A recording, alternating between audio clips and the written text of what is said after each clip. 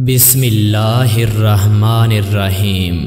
शुरू अल्लाह के नाम से जो बड़ा मेहरबान निहायत रहम वाला है। अपने अहवाल की शिकायत किसी दूसरे शख्स के सामने ना कर, ऐसा करना अल्लाह ताला की शिकायत करने के बराबर है।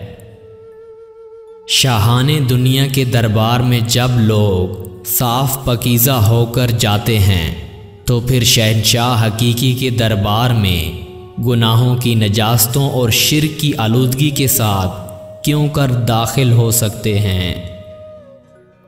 झूठ से बचो और हंसी मजाक में कभी झूठ का इस्तेमाल ना करो।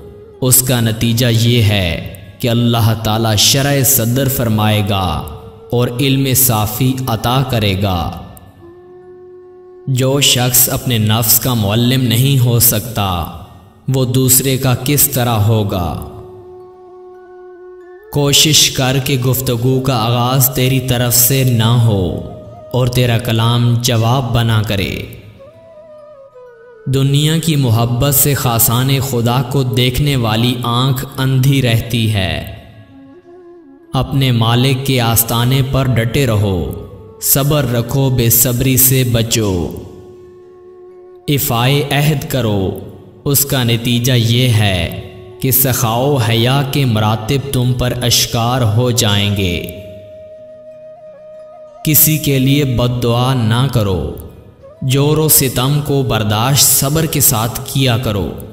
उसका नतीजा ये होगा कि मोहब्बत नामा और कबूलियत नामे का मुनसब मखलूक में मिल जाएगा।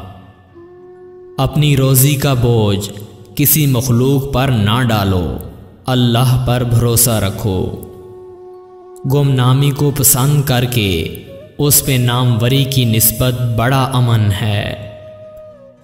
तेरा कलाम बता देगा कि तेरे दिल में क्या है। मोमिन जिस कदर बूढ़ा होता है उसका ईमान उस कदर मजबूत होता है। किसी की दुश्मनी और कीना के ख्याल में एक रात भी मत गुजार।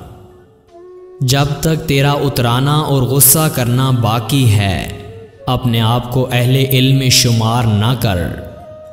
मुसीबत को छुपा, कुर्बे हक नसीब होगा। खालिक के साथ अदब का दावा गलत है जब तक तू मखलूक के साथ अदब का ख्याल नहीं रखता। मोमिन अपने अहलो अयाल को अल्लाह ताला पर छोड़ता है और मुनाफिक अपने दिरहम व दिनार पर। वो रिज़्क़ की फराखी जिसमें शुक्र ना हो और वो मुआश की तंगी जिसमें सब्र ना हो फितना बन जाती है। शुक्र करना तेरा काम है और तकमील करना खुदा का। अपने अंदर ये चार चीज़ें पैदा कर लो, अल्लाह के करीब हो जाओगे। अव्वल, अताअत व खुदावंदी को लाजिम करना। दोम, ना किसी से खौफ कर। सोम, सारी हाजतें अल्लाह के हवाले कर।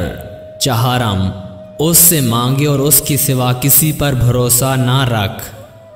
जो आलिम जाहिद ना हो वो अपने मानने वालों पर अजाब है। इब्ने आदम से ज़रा भी तमा ना रखो, क्योंकि इज़्ज़त बुज़ुर्गी, यकीन साफ़ी, तवक्कुल शाफ़ी इसी खसलत में है और ज़ाहिद व रूह का हसूल इसी बात पर मुनहसर है।